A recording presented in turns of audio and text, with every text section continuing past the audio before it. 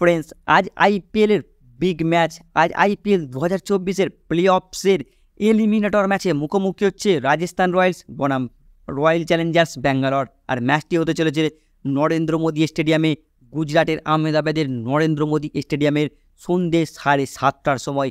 আর friends, তোমরা জানো RCB কীভাবে প্লে অফসে কোয়ালিফাই করছে। লাস্ট 6টা ম্যাচে অবিশ্বাস্য জয় পেয়ে অবিশ্বাস্য কামব্যাক করে কোয়ালিফাই করেছে প্লে অফসে। খাস করে তো শেষ ম্যাচটা সিএসকের বিরুদ্ধে নেট রান রেটের অনেক জটিল অঙ্ক সমাধান করে কোয়ালিফাই করেছে আরসিবি। আর অন্যদিকে যদি তোমরা রাজস্থান রয়্যালসের কোয়ালিফাই দেখো ফ্রেন্ডস, রাজস্থান রয়্যালসের কোয়ালিফাইটা একদমই উল্টো।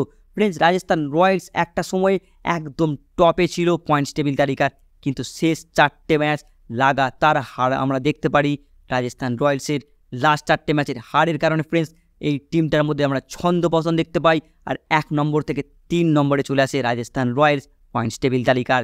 তবু ফ্রেন্ডস, এই দুটি দলই চাইবে আজকের এই গুরুত্বপূর্ণ ম্যাচে জয় পেতে।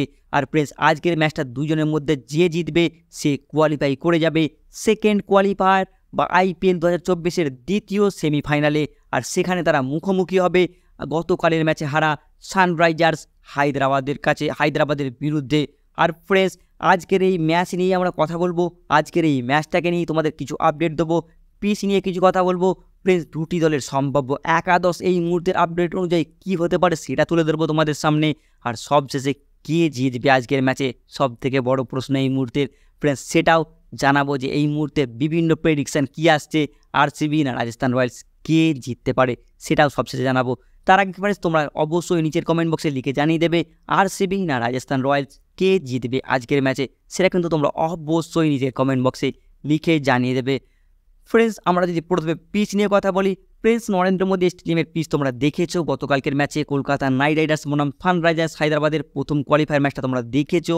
ফ্রেন্ডস, ওই ম্যাচে দেখে বুঝতে পারা যাচ্ছে যে ব্যাটসম্যানদের জন্য যতটা সাহায্য আছে এই পিচে, ফাস্ট বোলারদের জন্য কিন্তু ততটাই সাহায্য আছে।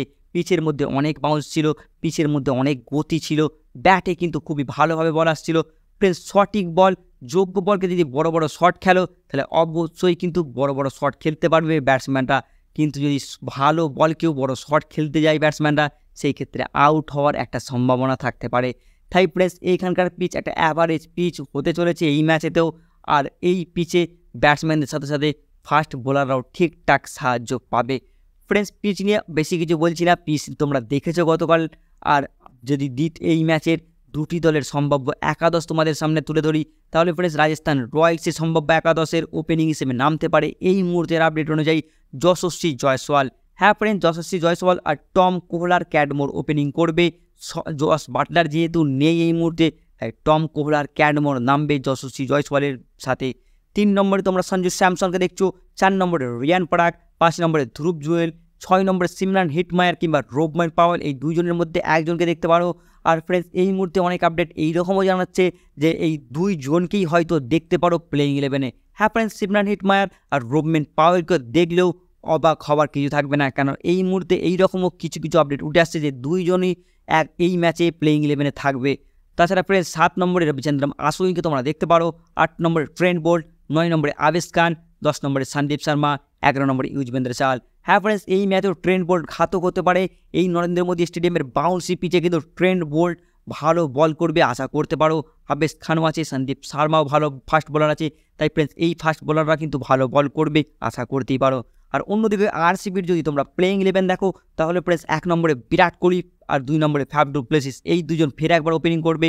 3 নম্বরে রজত পাটিদার, 4 নম্বরে ক্যামেরন গ্রিন, 5 নম্বরে গ্লেন ম্যাক্সওয়েল, 6 নম্বরে ডিকে মানে ফ্রেন্ডস দীনেশ কার্তিক, 7 নম্বরে মাহিপান্ডম রোড, 8 নম্বরে স্বপ্নিল সিং, 9 নম্বরে কান শর্মা, 10 নম্বরে লাকি ফার্গুসন, 11 নম্বরে ইয়াশ দয়াল। আর ইম্প্যাক্ট প্লেয়ার হিসেবে থাকবে মোহাম্মদ সিরাজ হয়তো বল করার সময় ইম্প্যাক্ট প্লেয়ার হিসেবে আসবে প্লেইং 11-এ। তাই friends, Mohammed Siraj, Lockie Ferguson আর ইয়াশ দয়াল আরসিবির বোলিং বিভাগের এই 3 ফাস্ট বোলারের উপরে সবথেকে বড় দায়িত্ব থাকবে এই ফ্রেন্ডস ভালো বাউন্সি গতিশীল পিচে নরেন্দ্র মোদী স্টেডিয়ামের। ফ্রেন্ডস, এই 3 ফাস্ট বোলার যদি ভালো বল করে দেয় তাহলে আরসিবি কিন্তু এই ম্যাচটায় অনেক এগিয়ে যাবে। ফ্রেন্ডস, এই ছিল দুটি দলের সম্ভাব্য একাদশ, এই ছিল দুটি দলের ইম্প্যাক্ট প্লেয়ার লিস্ট। ফ্রেন্ডস, এবার যদি আমরা বলি এই ম্যাচে জিতবে কে, ফ্রেন্ডস এই মুহূর্তে বিভিন্ন প্রেডিকশান, বিভিন্ন স্পোর্টস পোর্টাল, বিভিন্ন স্পোর্টস ওয়েবসাইট যারা বড় বড় প্রেডিকশান করে তারা কিন্তু এই ম্যাচের প্রেডিকশান করছে যে এই ম্যাচে রাজস্থান রয়্যালস নয়, জিততে পারে রয়্যাল চ্যালেঞ্জার্স ব্যাঙ্গালোর। হ্যাঁ ফ্রেন্ডস, এই মুহূর্তে কিন্তু বিভিন্ন প্রেডিকশন রিপোর্ট এটাই জানাচ্ছে যে আরসিবির জয়ের সম্ভাবনা সবথেকে বেশি। আর সেইখানে একটা সবথেকে বড় কারণ মনে হচ্ছে রাজস্থান রয়্যালসের কনফিডেন্স লেভেল অনেক লো, কারণ তারা লাগাতার 4 ম্যাচ হেরেছে, আবার লাস্ট ম্যাচ বাতিল ছিল। তাই এই মুহূর্তে রাজস্থান রয়্যালসের কনফিডেন্স লেভেল অনেকটাই নিচের দিকে আছে।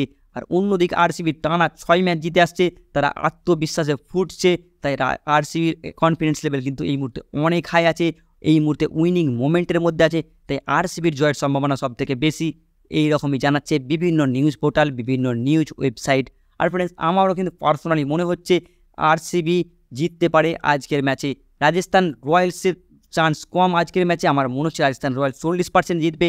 আর আরসিবির জয়ের সম্ভাবনা আজকের এই গুরুত্বপূর্ণ এলিমিনেটর ম্যাচে 60%। তোমাদের কি মনে হয় ফ্রেন্ডস, রাজস্থান রয়্যালস না আরসিবি, কে জিততে পারে আজকের ম্যাচে? সেটা কিন্তু তোমরা অবশ্যই নিজের কমেন্ট বক্সে লিখে জানিয়ে দেবে। আর ভিডিওটি দেখার জন্য তোমাদের অসংখ্য ধন্যবাদ।